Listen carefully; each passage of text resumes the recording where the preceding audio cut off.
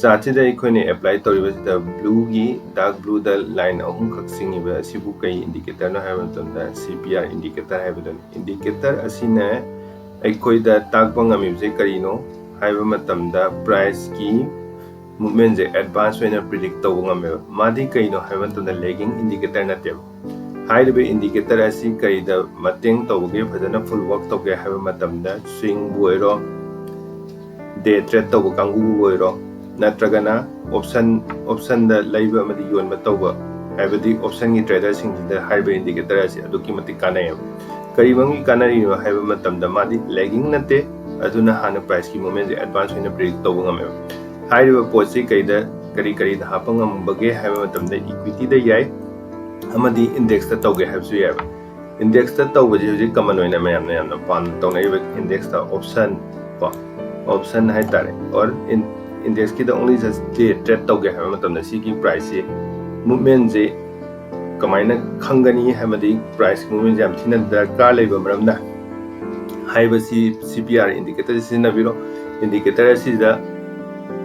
पीरिबे indicator की मतुइना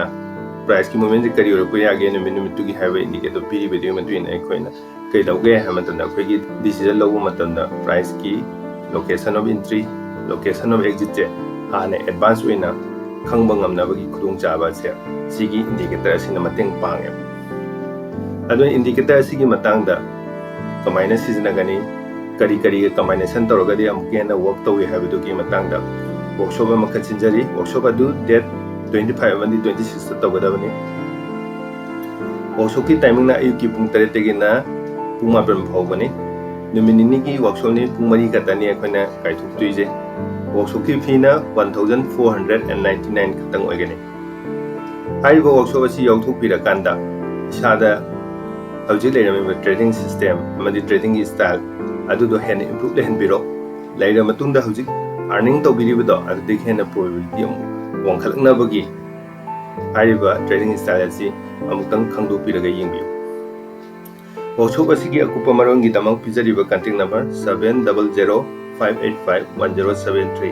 हाइबा mobile number असिदा contact तौबिरो नत्रगा WhatsApp तौबिरो अदुगा वर्कशॉप असि की अकुपा मरों खंगबिबा यागन।